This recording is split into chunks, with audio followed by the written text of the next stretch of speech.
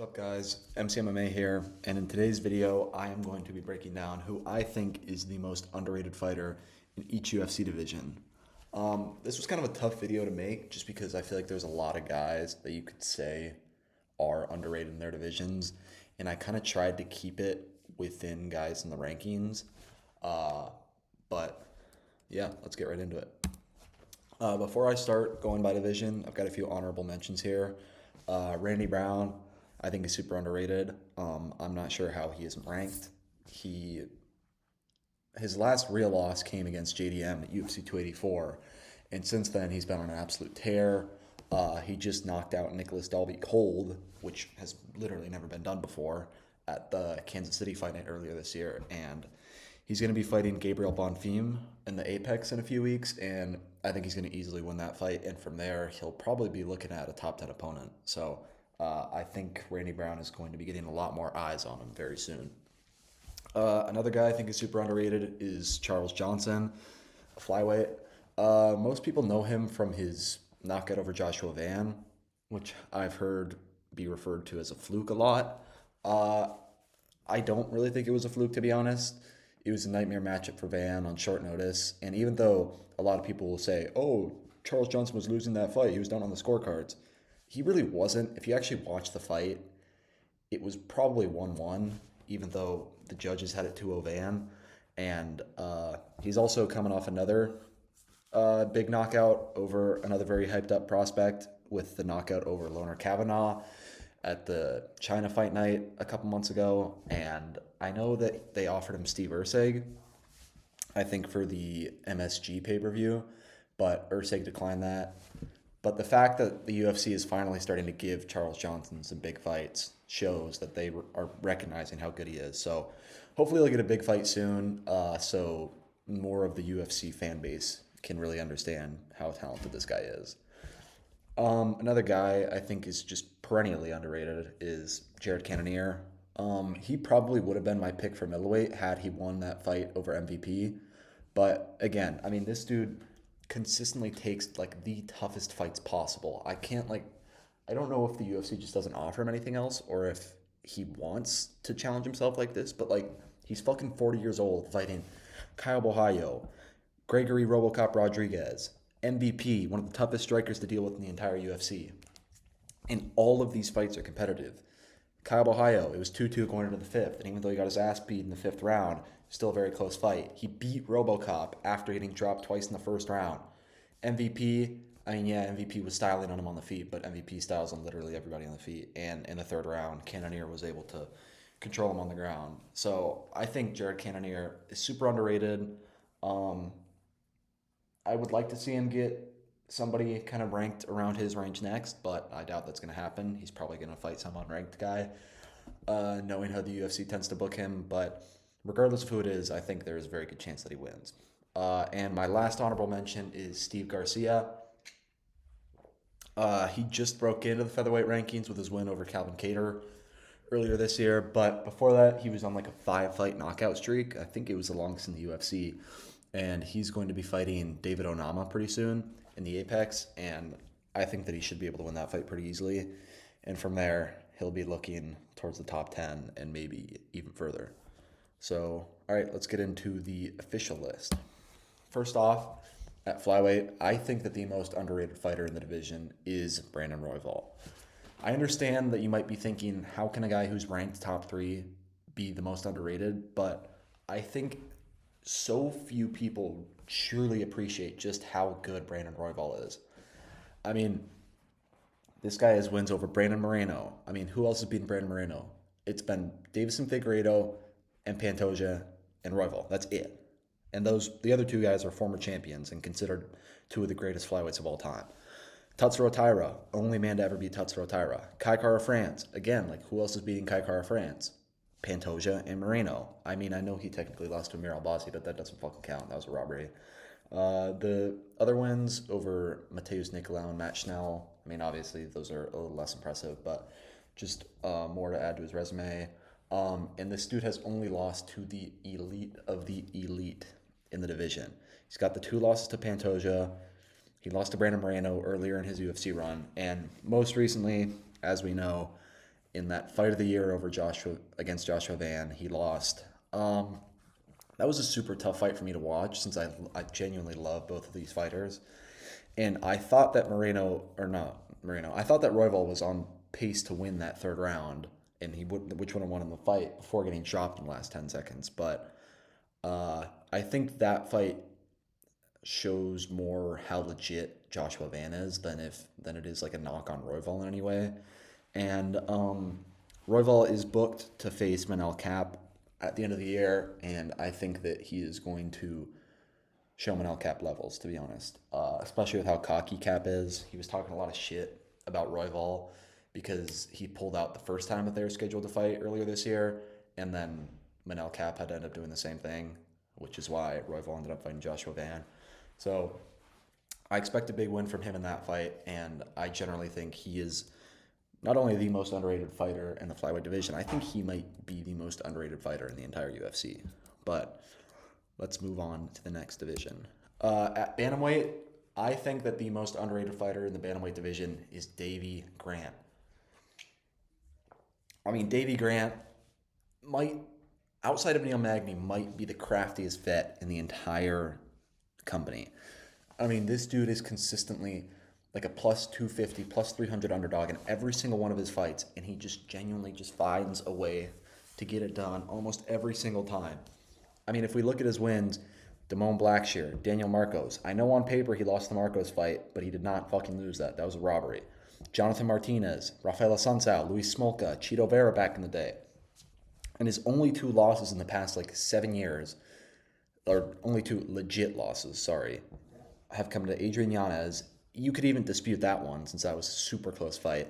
And Chito Vera, and this was when Chito was on his come up and he was just beating the shit out of everybody. So prime Chito Vera and Adrian Yanez when he was on the come up too. You guys might be forgetting, but when Yanez was on his come up, he was a dangerous fucking fighter. And those are his only two losses in the past 7 years. Davy's going to be fighting Charles Jourdain tomorrow. I think he's just going to outcraft him. I would be shocked if he loses that fight.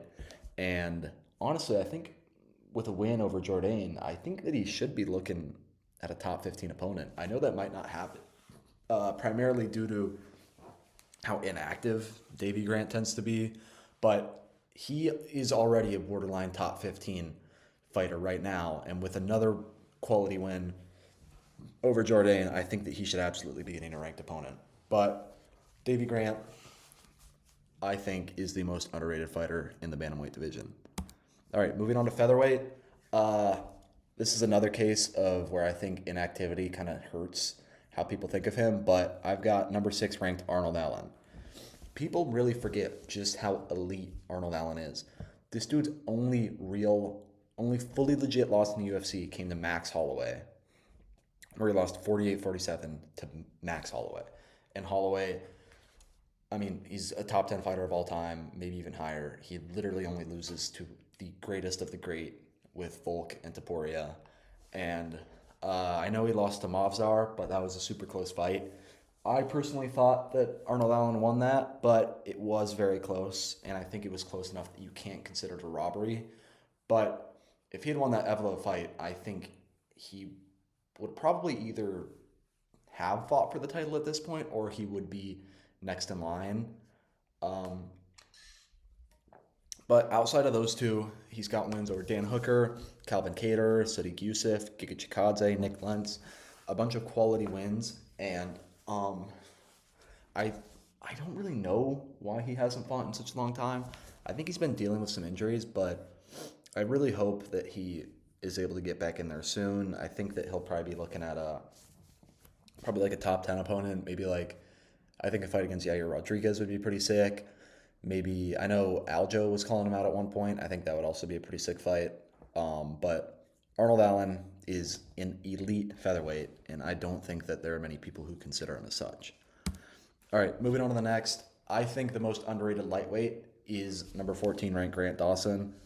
If you had asked me this about a month ago, I probably would have said Mateusz Gamrot, but I think with the short notice step up against Charles Oliveira, even though he did get dominated in that fight, I think it's helped a lot more people realize just how much of a dog Gamrot is. I mean, he takes every fight that they give him oftentimes fights that are not advantageous to him. He's always fighting down in the rankings, even fighting unranked opponents sometimes, even though he's in the top 10. And he always brings it. Even though he doesn't have the most entertaining style, he will never turn down a fight. And Grant Dawson, I think, he's pretty similar to Gamrot in a lot of ways. They've got a similar, like, wrestling heavy style. Dawson is different in that he prioritizes control a lot more. Gamrot he's got like more of a frantic pace. He just keeps shooting takedown after takedown after takedown. And I think that Dawson's style is a big reason why he's as underrated as he is because, I mean, objectively, his fights are pretty boring to watch. He tends to take control on the ground, and then he doesn't really do much from there. He doesn't attack submissions a lot. He's not a big ground and pound guy. But if you look at his resume, it speaks for himself. He's 11-1 in the UFC, which is insane to think about when you consider that he's ranked 14th and he's fighting an unranked fighter and Manuel Torres in his next fight. And I think a lot of that has to do with his one loss, which is admittedly maybe the worst loss that you could ever pick up, especially at the point in his career that he was at. Since he was ranked 10th at the point when he lost to Bobby Green, everybody thought he was just getting an easy layup, and then he got knocked down in the first round. But that was one that I genuinely think you can call a fluke. And if you look at his wins, I mean, Diego Fajeda, Damir Ismagulov, Rafa Garcia, Jared Gordon, Mark Madsen, he's gotten a ton of quality wins. And I think if you gave him an opportunity against a bigger name, I know he's been calling for Michael Chandler a lot. I don't think that's ever going to happen since he would absolutely maul Michael Chandler. And I think the UFC is trying to reserve Chandler for bigger fights. But I think that when Grant Dawson beats Manuel Torres, since I think he likely will win that fight, he will absolutely be deserving of a fight against a top 10 opponent at that point. And I think that hopefully a lot more of the fan base will come to understand just how talented this guy is soon. But onto the welterweight division, I think that the most underrated fighter in the welterweight division is Ian the Cuck Gary. Is Ian Gary boring? Objectively, yes. Is Ian Gary a total fucking weirdo? Again, yes. Do I like Ian Gary? Not really. But you can't deny that the guy is a championship level fighter. I mean, look at his wins. Carlos Prates, that is an amazing win. That win is going to age so well. I think Prates will likely beat Leon Edwards when they fight. And then from there, I mean, he's honestly he might get a title shot after that, if not a number one contender fight. I mean, Jeff Neal, MVP, that is a super underrated win. It's so hard to beat MVP because of how elusive of a striker he is. And especially for a guy like Gary who doesn't have a huge size advantage over him, it wasn't necessarily a given that Gary was going to be able to control him like that on the ground. I think that Ian Gary's grappling abilities, both offensive and defensive, are super underrated. And I mean, other ones, Neil Magny. He 30-25 Neil Magny. Neil Magny beats half of the up-and-comers like Ian Gary that he fights. And D-Rod, another good win. And his only loss was a 48-47 on fucking 3 weeks notice or whatever it was to Shavkat Rakhmonov. And I know Shavkat's been getting a lot of shit nowadays because he hasn't been fighting. First off, it's not his fault. He tore his ACL against Ian Gary, and his wife and kids got into a brutal car crash a couple months ago. And not only that, Ian Gary took 2 rounds off of him, and even he took his back and he almost submitted him in the last round. I mean, that was crazy to watch live. I mean, I was shitting myself, honestly, because I'm a huge Shavkat fan. But I do think that Ian Gary will likely beat Bilal Muhammad, especially since it's a 3-round fight. I think that is definitely to Gary's advantage. And, I mean, if we're talking just striking defense, I think Ian Gary might have the best striking defense in the entire UFC. I mean, if you watch that fight against Carlos Prates, you can see just how frustrated Ian Gary was making Carlos Prates because Prates just kept whiffing with all of his shots. And Prates is a fucking sniper. I mean, this dude is extremely accurate on the feet. And Gary just kept making him miss and whiff or hit his guard. And just overall, I think that even though Gary is not the most entertaining, and he's a pretty strange dude overall. He's very unlikable in a lot of ways, but he is absolutely a championship level fighter in the welterweight division, and I think that probably in the next year or two he will get his title shot. All right, moving on to middleweight. This was probably the toughest division to pick. I know MVP might not necessarily seem like a guy that's underrated, but I mostly picked him here just because of how highly I think of his striking. I think that MVP is a top 5 striker in the UFC, maybe even better. I mean, if you look at the way that he was just able to outclass elite strikers like Ian Gary and Shara Magomedov on the feet, it's honestly insane. He makes everybody he fights look like an absolute idiot in the striking game. And I think if the UFC continues to match him up favorably, which I think they want to do, if they keep matching him up favorably against other strikers, he's a guy who could, like, it's honestly insane to think about, but, like, he could maybe get a title shot with another couple wins. And, like, even at, like, welterweight, I can't forget, or I don't remember who said it, but I saw somebody say that they think that MVP would beat Jack Della Maddalena. And, like, when you really think about it, I feel like that's not insane because JDM is not a guy who's going to really offensively grapple, I don't think. And if we're talking a pure striking matchup, I don't know anybody at 170 or 185 who would beat MVP. So I think that just because of the fact that he is so elite of a striker, and I think that's an aspect, or I know a lot of people recognize how good he is, but I don't think a lot of people like truly comprehend how elite he is as a striker. And because of that, that's why I picked him here at middleweight. Like I mentioned earlier, I considered Jared Cannonier. I probably would have picked Cannonier if MVP hadn't beat him.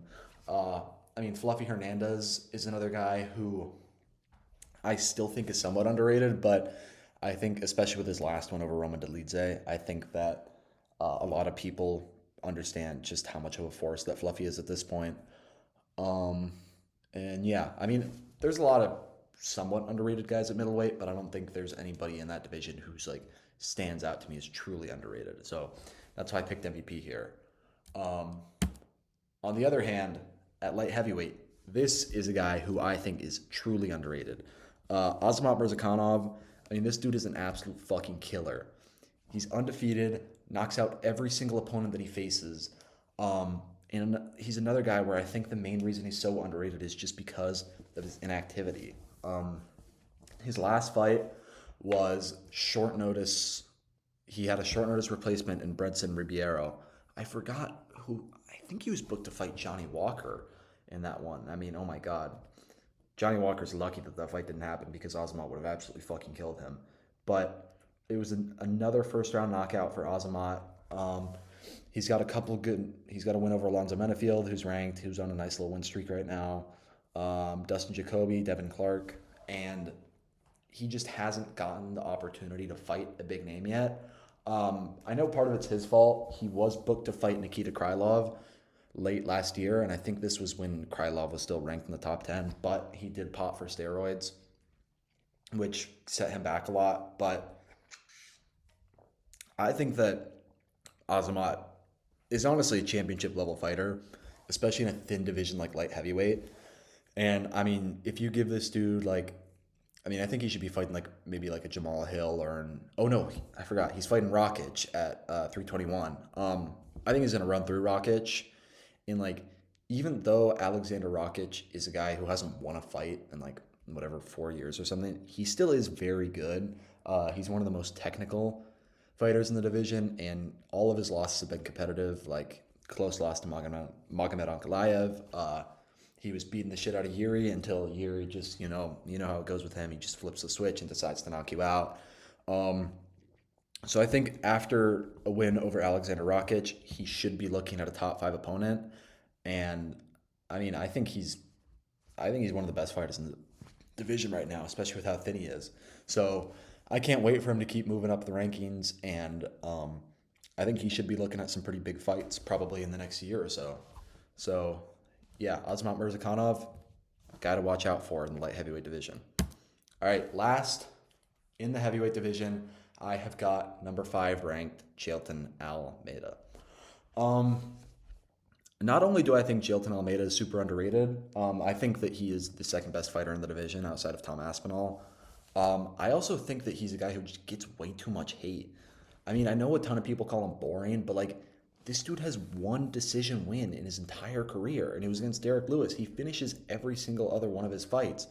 And as we saw in his most recent fight over Sergey Spivak, his striking is much improved. Like he basically knocked out Spivak. I believe he finished it with a submission, but he probably could have finished Spivak with the ground and pound if he really wanted. And I think that was just him kind of. I think he just defaults to his grappling game when he's in a situation like that. But I mean, you look at his wins; he's picked up a lot of good wins in the heavyweight division, like Spivak, Derek Lewis, Jorginho Rosenstrike, Alexander Romanov, Shamil Abdurakhimov, and his only loss is to Curtis Blades. And I think that's another one where you can say that was kind of a fluke. I mean, he was dominating Blades in the first round, and he lost because he just decided to clutch onto Blades' leg for too long, and Curtis was just hammering at him with that. I think if they ran it back right now, Almeida would dominate him, and I think that Jailton Almeida is going to beat Alexander Volkov at UFC 321. Okay, also just aside from how good Almeida is, Dana totally fucking screwed Alexander Volkov. I mean, he told him that he was going to get him right after the Gone fight, and he gives him the toughest fight in the entire heavyweight division. Like, what the fuck are we doing, bro? Like, Volkov got absolutely screwed with this one, but I think Almeida's going to win that one. After a win over Volkov, he would be next for a title shot. He might have to wait if Pereira ends up moving up to challenge Tom Aspinall, but I don't see this guy losing to anybody but Tom Aspinall, and I think that he is a truly elite heavyweight, which is pretty rare to say nowadays. Yeah, that's it. Those are my picks for the most underrated fighter in each UFC division. As always, in the comments, let me know if you agree or disagree with any of my picks. In terms of just content, I don't think that I'm going to be making a video tomorrow, but I will return on Sunday with my reactions to the UFC Vancouver Fight Night, and I think I'm going to keep uploading pretty consistently into next week. So yeah, thank you guys for watching. Please leave a like and subscribe to the channel, and hope you guys have a great day.